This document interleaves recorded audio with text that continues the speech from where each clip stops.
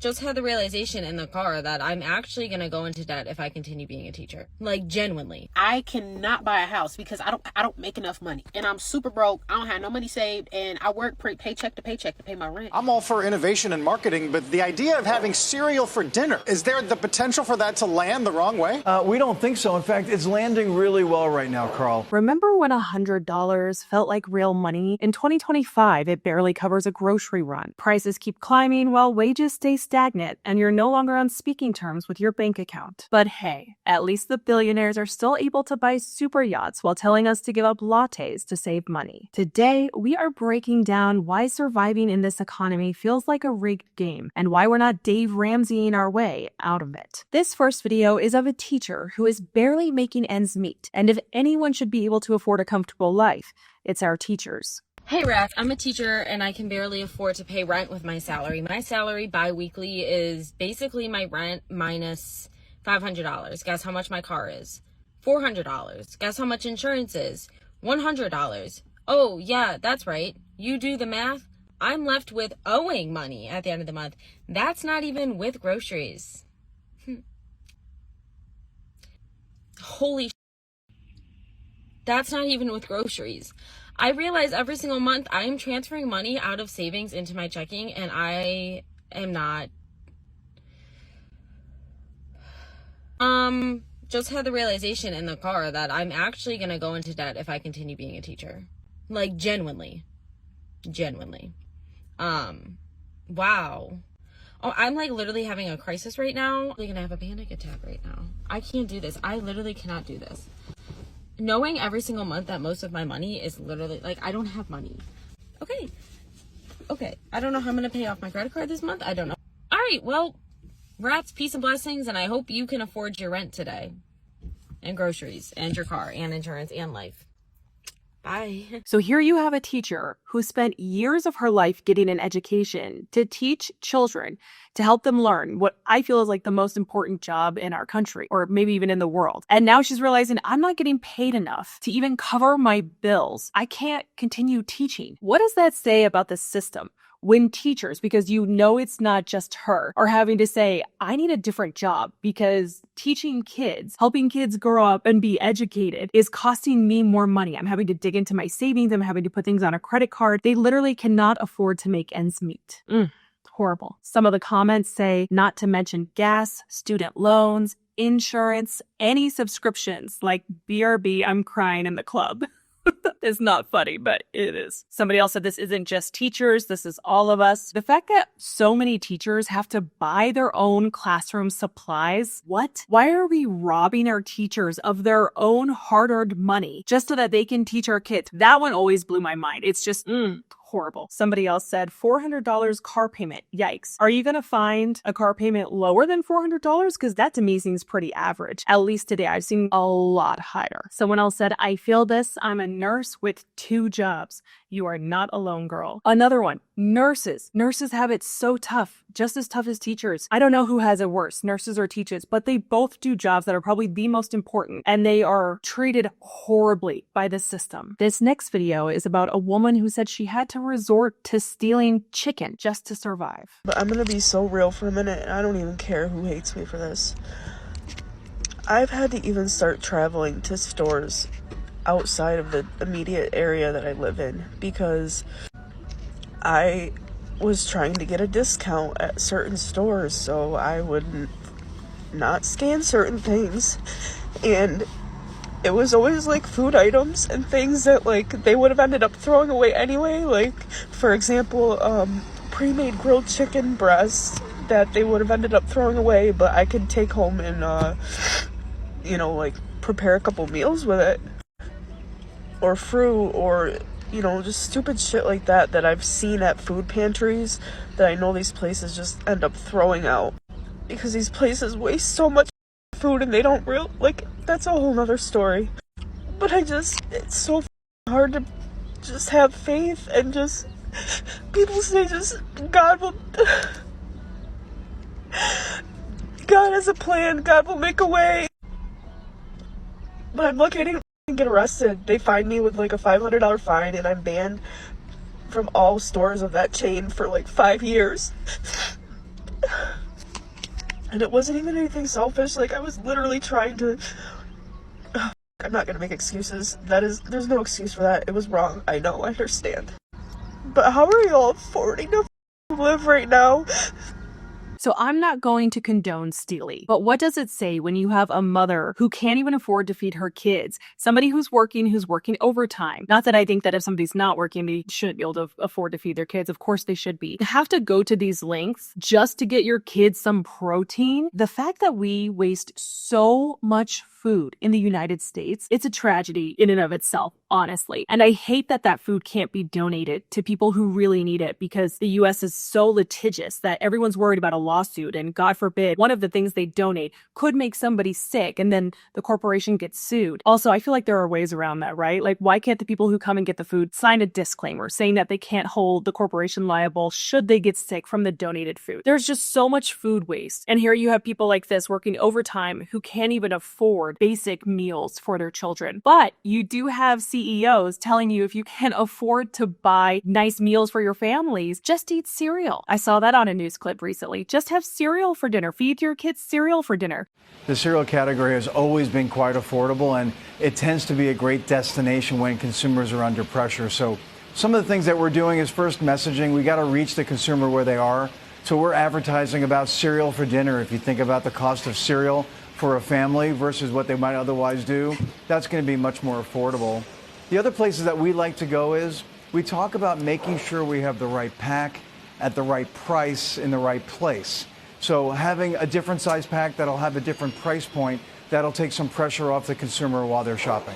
So those are some of the things that we're doing. But in general, the cereal category is a place that a lot of folks might come to because the price of a bowl of cereal with milk and with fruit is less than $1. So you can imagine why a consumer under pressure might find that to be a good place to go. Right. I'm all for innovation and marketing, but the idea of having cereal for dinner, is there the potential for that to land the wrong way?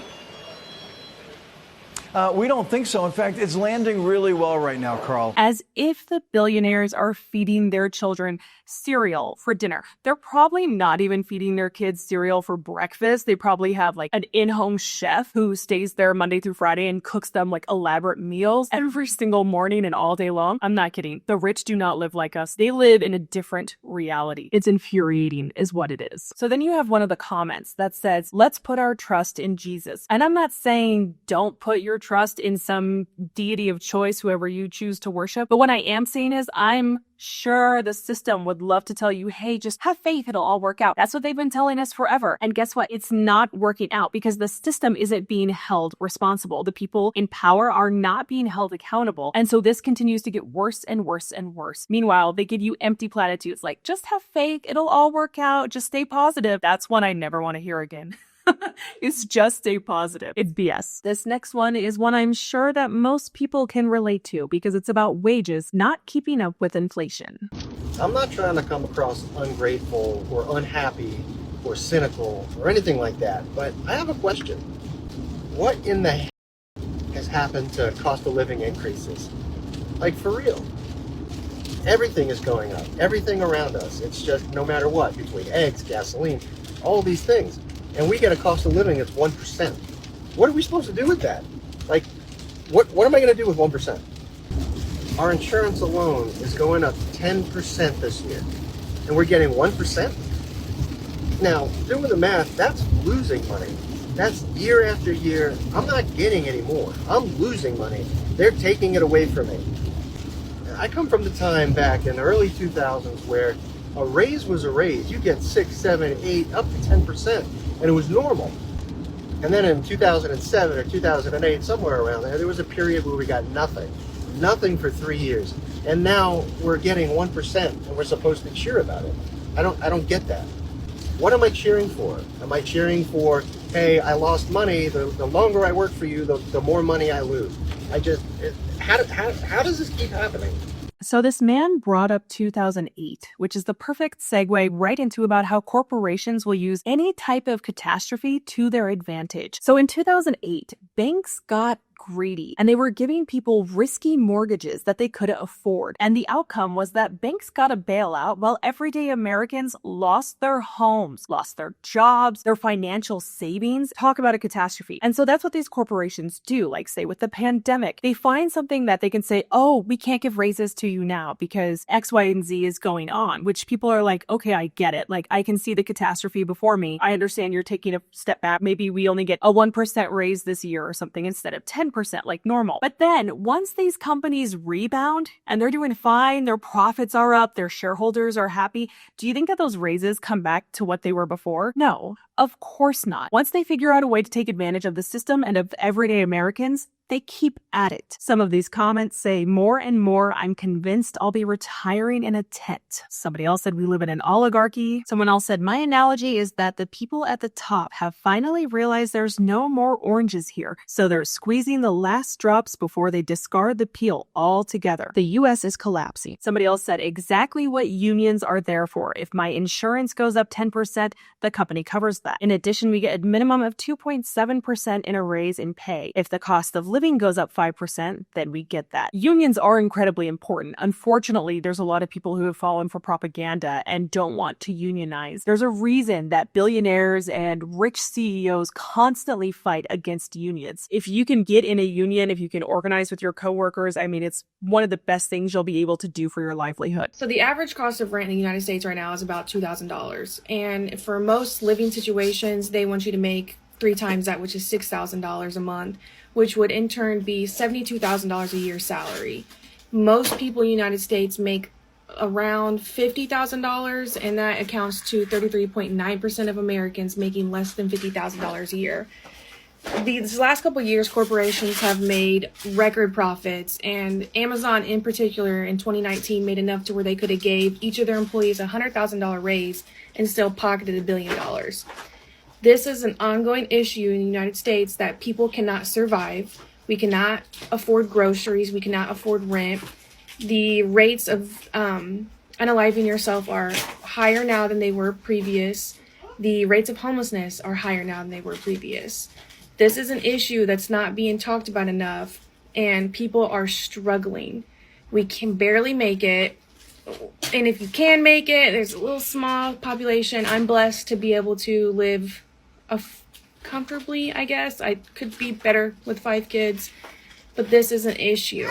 And the more that we let corporations continue to do this to us, the more that we get pennies while they get billions of dollars, big, nice homes. They can buy multiple properties, not to mention all of the corporations that bought houses last year versus individual people. And those are the corporations that are renting these houses for $2,000, $3,000 a month, which the average American cannot afford. That's why there's so many people living together in groups and homes, because you can't have a single family in a home anymore because you can't afford it. What's kind of taken me aback is how the billionaires now don't care about flaunting their wealth in front of the rest of us. And maybe I'm wrong. Maybe billionaires and multimillionaires have always done that. But I think with social media, it's just gotten worse. And Jeff Bezos's wedding, I could not believe what I was looking at. I'm like, you want to shut down the entire city of Venice? You have all these celebrities there coming and waving at the cameras, and they're not friends with all of them. They're not friends with all of them. I just remember the Kardashians and all these rich people, Oprah, waving to the cameras, the paparazzi, and I'm like, the audacity. You're just waving to the poors. That's what it felt like to me. I'm like, can you at least be discreet like Leo and put your hat down, which screw him too. So some of these comments say, and the government acts like they don't know what's happening. Fact. Somebody else said, I make a decent salary and still cannot survive. Someone else said, and they're even making it illegal in some states to be homeless, but won't help us to afford homes or rent. Make it make sense. That could be a whole nother video in and of itself. Making homelessness illegal. What are they calling it? Illegal camping? It's maddening. I just came out of Target, and this is why things are going. I'm sorry, I have to pause it. When someone starts a video and they're like, it's not going to be good. So left in America with inflation and everything. I want you to take a look at my cart. Okay, just came out of Target. Literally just 2 bags of stuff. Got some stuff for the dog. some groceries, got a little bit of medicine, allergies, stuff like that. I want to be healthy, got some vitamins, got me some energy vitamins, want to, live, stuff for the dog, just a little bit, some poster paper. I'm a teacher, so I have classes, so I got some poster paper. I want you to guess for me the receipt. I want you to guess for me, how much do you think this costed me? Like, from Target. By Target. Look at this total, $116.50 for a couple of items. Like, every time I go to Target, I'm spending over $100 every time. No matter what I do. Like, America's going to hell on a rocket ship. Target and Walmart ain't even that much better anyway. I mean, how are we going to survive in America when we're making a quick run to the store every time and it's over $100 every time?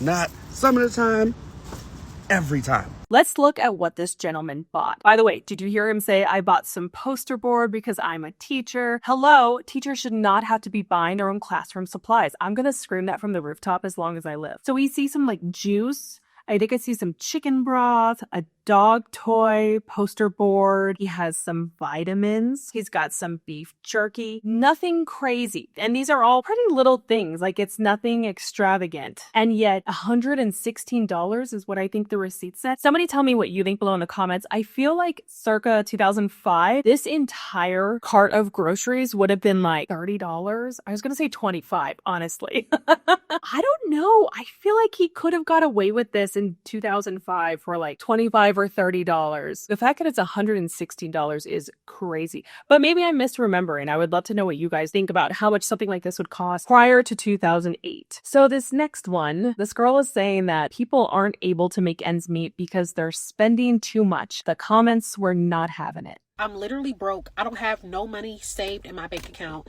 I'm young and I cannot buy a house because I don't make enough money. I don't make enough money to buy a house. And I'm super broke. I don't have no money saved and I work paycheck to paycheck to pay my rent.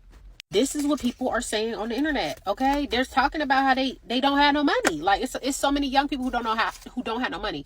And I'm gonna tell you why. It's because we're overspending on other things. We're overspending, we're overdoing it. A lot of us is going out on trips, buying a lot of food, eating takeout all the time, paying for things that we should not be paying for, doing too much all the time. Like, what happened to us, treating ourselves every blue moon? Like, treating ourselves has become a thing every single day.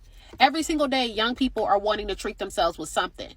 And that's the problem. We're overspending, boo. You're overspending. That's what it is. A lot of times, it's not people's rent. We're overspending. We're seeing the amount, we're paying the bills, and then we're like, oh, this leftover money, I could use it for something instead of saving. I seen this video. This girl was talking about how she don't have no money saved in her bank account but some change. And she showed her bank account. And then she has a credit card, $5,000 in debt off of a credit card. I don't even know how is that possible. And she was young. This is ridiculous. I hate credit cards. I hate it because it's a setup, and you would never, you would never see me get no credit card. No, I already got to pay school loans. I already got to pay them back. I'm not getting no more credit, nothing. I'm not playing these games with the government. A lot of us young people, we use too much money. We look at leftover money and we think it's free, and it's not. It should be saved for a rainy day.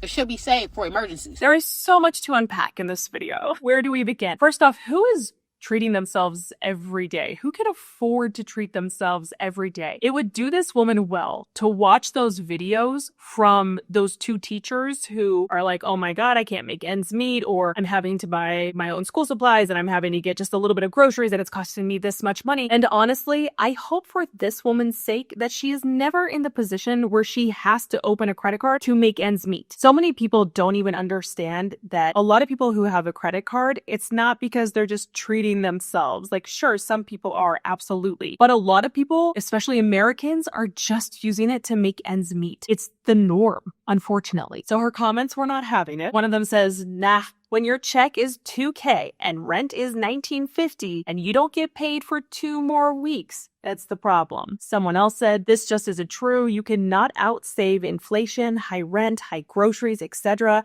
Are there financially irresponsible people? Sure.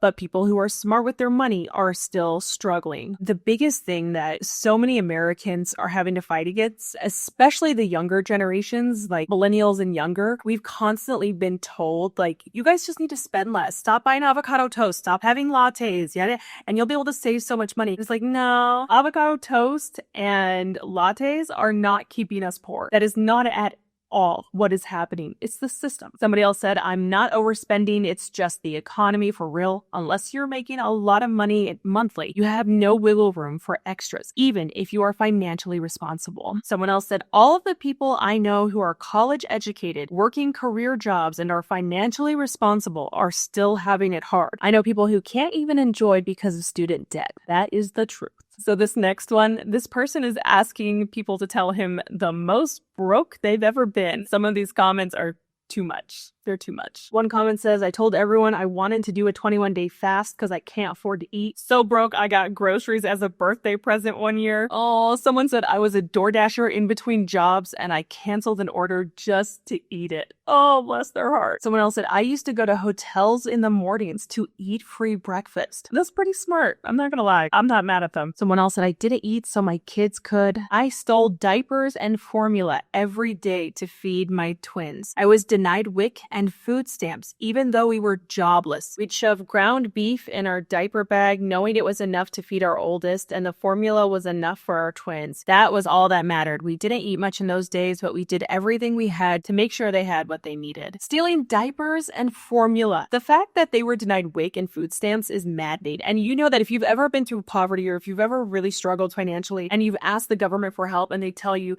sorry, you made too much last year. What? I'm sorry. Who cares how much I made last year? I'm struggling this year. I need help now in this year. It's just more of the systemic issues that are really keeping everyday average Americans down. And you have people literally producing kids, making kids who are going to end up being workers and help the economy. So shouldn't they get help with raising those children? I mean, I think it's the least they can do. Growing up, you hear, go to school, get this job, get XYZ, do all this, work hard, and you'll be fine. You'll be set for life. It's just not the case. Maybe that's the case back in the day, but that is not the case now. And I never thought I would hear a lawyer say that they are struggling to live, but here we are. I'm going to explain to you guys how much more expensive things are today than they were even 3 years ago based off of my current financial situation. So 4 years ago, when I graduated law school, I graduated making $65,000 a year. I was living in a 1-bedroom by myself, paying $1,400 a month. After the first 3 months, my boyfriend moved in, and so then we were splitting it, so it was $700 apiece. But he lost his job at one point, and so for 3 months before he got a new one, I was covering the rent all by myself. So it was about 6 months of me paying $1,400 a month for that year-long lease. Now I make about $85,000 a year.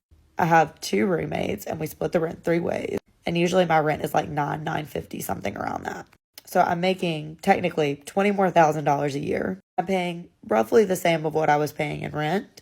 And I have never been more stressed out about money in my entire life. Some of these comments say $85,000 used to go so far. Another one says being a grown adult making $85,000 a year and still having to have roommates is so depressing. Especially like a lawyer. I never thought I would have seen lawyers struggling. It just goes to show even people who got what are considered like the best of the best careers, they're not able to make it. Someone else said, I make about $20,000 more than I did 4 years ago, but my rent doubled, nothing included now, and my health insurance also doubled. Someone else said the middle class no longer exists. You're either rich or poor. Another one says it's like everything increased a whole 40%. This next one is by a woman who I thought gave some really good tips about being broke and what to do to help you get through it. With all the layoffs happening and the economy totally bleh, and all the things, some of y'all clearly don't know how to be broke, so here are some helpful tips. As someone who grew up poor